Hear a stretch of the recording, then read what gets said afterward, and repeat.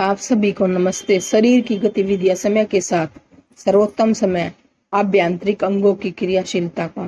यह तो शरीर के सभी अंग हर समय कार्यशील रहते हैं, लेकिन प्रत्येक अंग सही समय पर अनुसार ही विशेष कार्य संपादित करते हैं। आइए जाने क्या है वह सर्वोत्तम समय।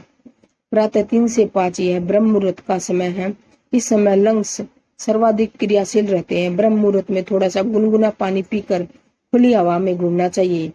इस समय दीर्घ श्वसन करने से फेफड़ों की कार्य क्षमता खूब विकसित होती है।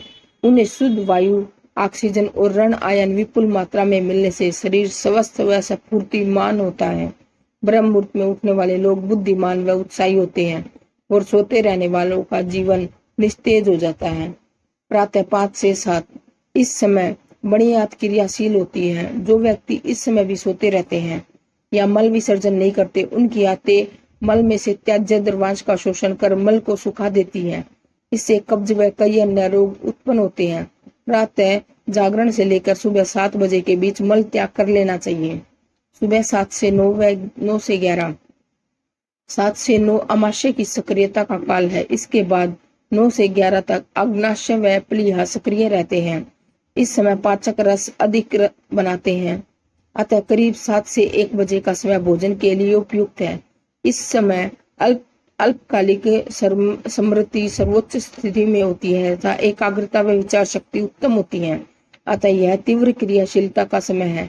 इसमें दिन के महत्वपूर्ण कार्यों को प्रधानता देनी चाहिए। दोपहर 11 से 1 इस समय ऊर्जा प्रवाह हृदय में विशेष होता है। करुणा, दया, प्रेम आदि हृदय की संवेदनाओं को विकसित एवं पोषित करने के लिए दोपहर 12 बजे के आसपास मध्याह्न संध्या करने का विधान हमारी संस्कृति में है। दोपहर 1 से 3 इस समय छोटी आंत विशेष सक्रिय रहती है।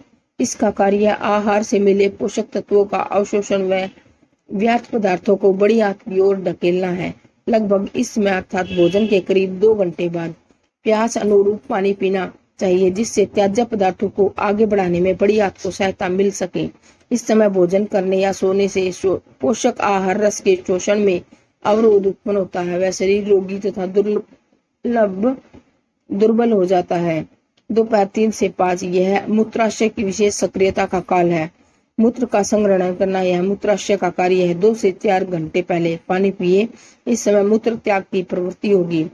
5:30 से 9 इस समय जीवनी शक्ति गुर्दों की ओर विशेष प्रवाहित होने लगती है। सुबह लिए गए भोजन को पाचन क्रिया पूर्ण हो जाती है, अतः इस काल में हल्का भोजन कर लेना चाहिए। शाम को सूर्यास्त से 40 मिनट पहले से 10 मिनट बाद तक संध्या काल में भोजन न करें। संध्या काल में भोजन नहीं करना चाहिए। अतः वीडियो पसंद आए तो लाइक, शेयर एंड सब्सक्राइब करें। सायकाल में बहुत विलंब करके भोजन वर्जित है। देर रात को किया गया भोजन सुस्ती लाता है, यह अनुभव गम्य है। भोजन सुबह के 2 घंटे पहले तथा शाम को भोजन के 3 घंटे दूध पी सकते हैं।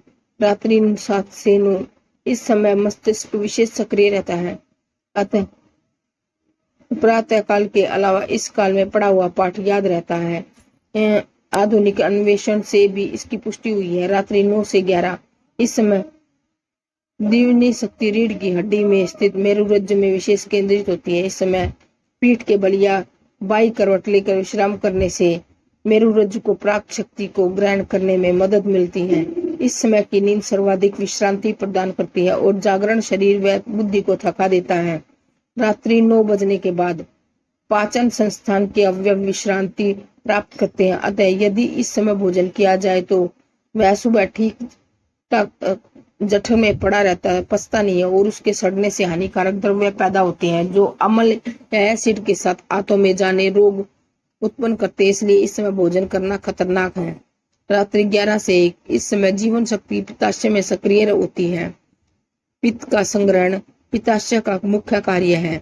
इस समय का जागरण पित्त को प्रकोपित कर अनिद्रा, सिरदर्द आदि पित्त विकार या नेत्र रोगों को उत्पन्न करता है। रात्रि को 12 बजने के बाद दिन में किए गए भोजन द्वारा शरीर के क्षतिग्रस्त कोषों के बदले में नए कोषों का निर्माण होता है। इस समय जागते रहेंगे तो बुढ़ापा जल्दी आएगा।